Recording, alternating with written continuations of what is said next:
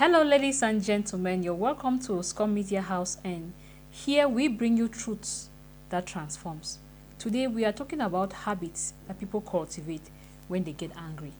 Now, anger is an emotion; it lasts just for a moment, but there are habits that people get to cultivate that will not be sustained over time.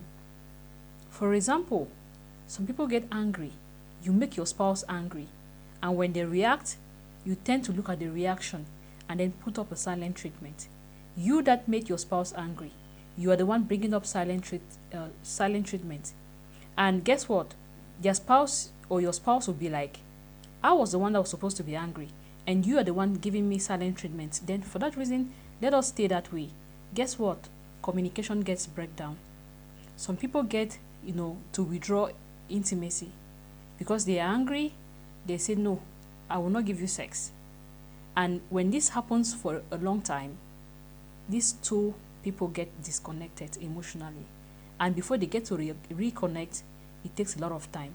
That's why we always emphasize, be angry with your spouse, but let intimacy keep flowing in that marriage. Some people get angry and threaten to leave.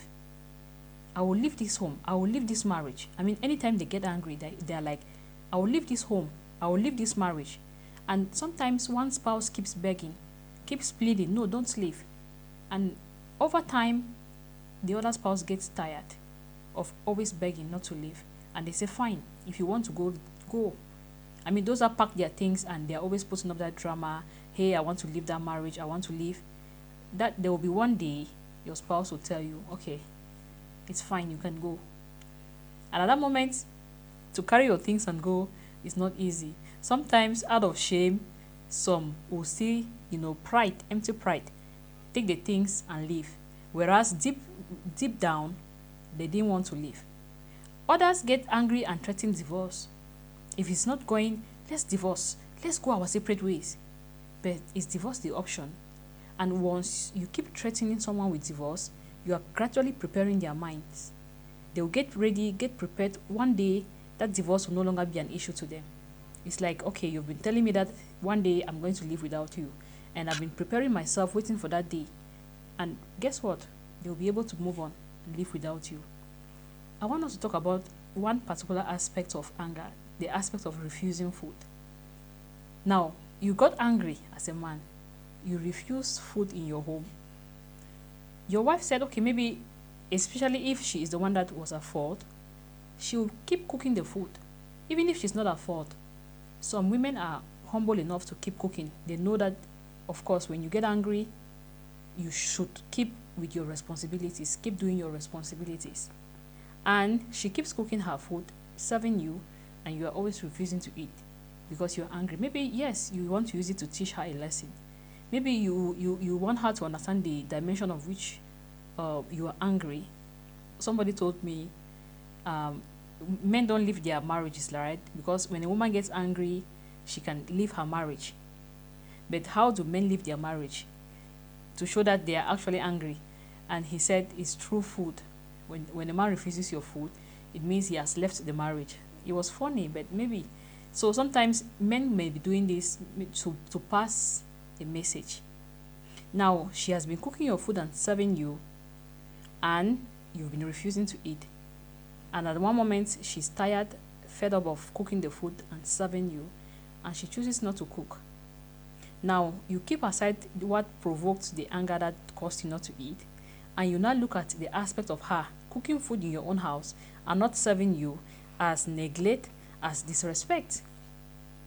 And it turns now into another problem. Now, she got used to, it was a behavior that you cultivated out of anger, refusing food in your home. She became used to the fact that when you're angry, you don't eat. So, at one moment, she got fed up and stopped serving you food. And you will come back home and there's food in your home, but food is not served. And you are like, this is neglect, this is disrespect. Whereas you cultivated that habit. So this is how dangerous it is when we let anger shape our habits in marriage. Anger is temporary, but the habits we form in that moment can become permanent, and sometimes they can backfire. You see that pattern? What starts small, very small, as a small angry reaction becomes a lifestyle, and it damages the very foundation of the marriage. So, what do we do instead? First, remember that anger is normal. Every couple will get angry at some point. The issue is not the anger itself, but what do we do when we are angry? The Bible even says, be angry but do not sin. That means anger will come, but it must not control your actions. Instead of withdrawing food, withdrawing love, breaking down communication, learn to express how you feel. And you can say it this way: I'm too upset to eat right now, but I appreciate you cooked. Or, I need some time to calm down, then we can talk. See the difference? You are still angry, but you are not creating a destructive habit. You are protecting the bond while addressing the issue. Secondly, you can also look at it, think of long term. Ask yourself, if I react like this today, can I sustain it for the next 10 years of this marriage? If you can't, then it's not worth starting that habit. Some things feel powerful in the moment but become poison in the long run or over time. Finally, choose patterns that strengthen, not weaken your marriage. Even in anger, you can set boundaries with respect. You can disagree without dishonoring. You can express pain without punishing your spouse.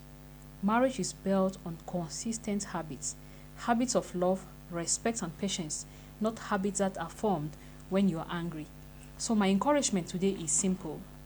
Don't let your temporary anger create permanent damage. Don't let it push you into habits you cannot sustain, because in the long run, those habits will come back to hurt you, not just your spouse. Thank you so much for watching. If this resonated with you or if you felt guilty, it's a call for you to change. Change those habits that you form when you're angry and put up healthy habits that will express how you feel but protect your marriage and protect your bond. Why not hit the subscribe button if you haven't? Don't go away without subscribing, else you may miss out on any of our videos on Scum Media House, because we bring to you truth that transforms. We keep building healthy relationships and marriages. Thank you so much for watching.